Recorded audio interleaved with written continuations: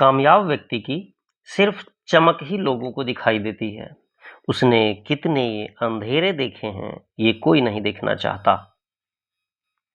जी हाँ, आपने काफी मेहनत किया है, इसलिए आप यहाँ तक पहुँच पाए हैं। आगे आपकी कुछ और मेहनत आपके प्रमोशन की राह को बिल्कुल आसान करेगी। आज हम देखेंगे ऑडिट एंड अकाउंट मैनुअल का चैप्टर नंबर 8 एंड 9 को रैपिड फायर क्वेश्चन आंसर के फॉर्म में। देखते हैं पहला क्वेश्चन क्या है। पहला क्वेश्चन है, what must be attached when drawing leave salary for the first time. इसके लिए क्या अटैच करना आवश्यक होगा? Attested statement by the drawing officer. Drawing officer के द्वारा अटेस्टेड स्टेटमेंट लगाया जाएगा। नेक्स्ट है, what form is required when a periodical increment is first drawn. Periodical payment increment कब होता है? वह एक रेगुलर इंटरवल पर जो इंक्रीमेंट लगता है उसे ही पेरियोडिकल इंक्रीमेंट कहा जाता है। और इसके लिए फॉर्म कौन सा है? तो फॉर्म नंबर A29 है। Next question, what must be included in a bill claiming OT यानी ओवर टाइम अलाउंसेज। इसके लिए एक सर्टिफिकेट की आवश्यकता होती है और वो सर्टिफिकेट कौन इशू करेंगे? HOD यानी हेड ऑफ द ऑफिस करेंगे। Who is responsible for ensuring entries in service book. Service book के एंट्रीज को कौन इंश्योर करेंगे? इसके लिए रिस्पॉन्सिबल कौन है? तो हेड ऑफ ऑफिस यानी HOD। Next, what document should be affixed on the first page of a revise service book. Service book के फर्स्ट पेज पर क्या अफिक्स किए जाने चाहिए? तो एम्प्लॉयज फोटोग्राफ। जो कंसर्न एम्प्लॉय है जिनका की सर्विस बुक है उनका फोटो फर्स्ट पेज पर अफिक्स किए जाने चाहिए। Next, when must the head of office show the service book to the employ. Annually यानी साल में एक बार HOD को हर एक एम्प्लॉय को उसके सर्विस बुक दिखाए जाने चाहिए। ये कैसा है? ऑडिट एंड अकाउंट मैनुअल के चैप्टर वाइज हम देख रहे हैं। इस चैप्टर में चैप्टर 8 एंड 9 में इन बातों की चर्चा की गई है। नेक्स्ट देखते हैं, how should arrears bill be drawn. Arrears bill कैसे ड्रॉन किए जाते हैं? उसके लिए सेपरेट बिल बनाए जाते हैं। कभी भी यह सैलरी वगैरह इत्यादि के साथ उसे ड्रॉ नहीं किए जाएंगे, इसके लिए सेपरेट बिल की आवश्यकता होती है। Next, in which form should travelling allowances bill be prepared यानी TA के लिए फॉर्म नंबर क्या है? A26 है। Next question, who should verify and record service annually. किसे वेरीफाई और रिकॉर्ड किया जाता है? किसके द्वारा? HOD के द्वारा। Next, how can officers make contingent payment before obtaining funds. Before obtaining funds कैसे करेंगे? Using permanent advance, permanent advance में से या फिर इंप्रेस्ड में से। Next, what must accompany a permanent advance application. क्या होना चाहिए उसमें? तो 12 मंथ एक्सपेंडिचर स्टेटमेंट होने चाहिए, लास्ट 12 मंथ का। Next, who can sanction contingent charges. Contingent charge को सैंक्शन कौन करेंगे? Officers with in their financial limit, with in the limit. यदि बियॉन्ड द लिमिट होता है तो फिर सैंक्शन की आवश्यकता होती है।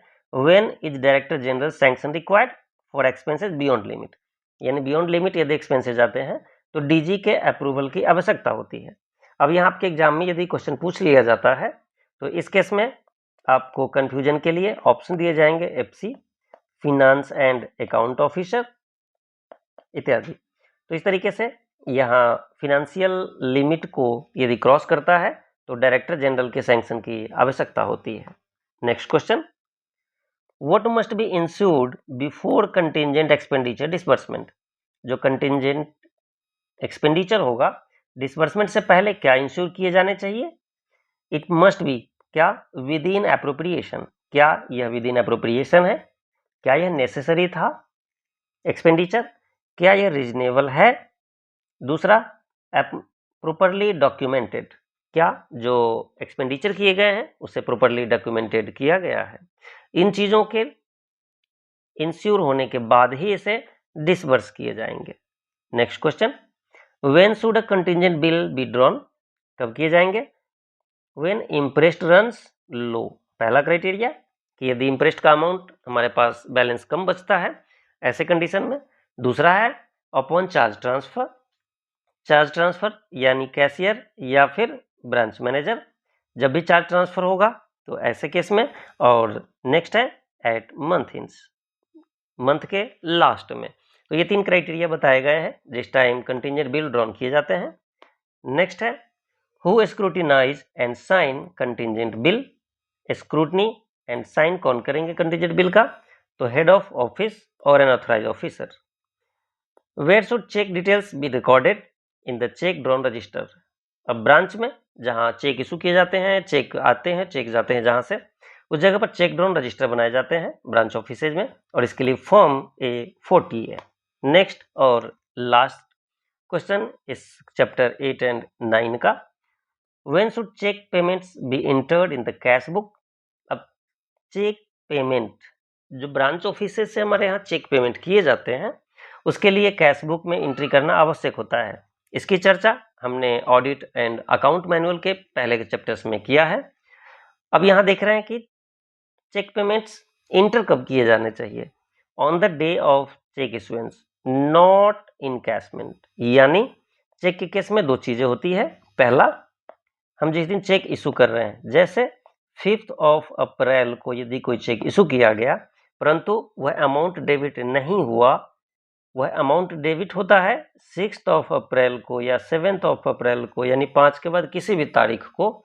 तो ऐसे कंडीशन में हमारे पास चेक बुक में एंट्री इशुएंस का डेट जो होगा, चेक इशू का डेट ही हमारे कैश बुक में एंट्री किया जाएगा।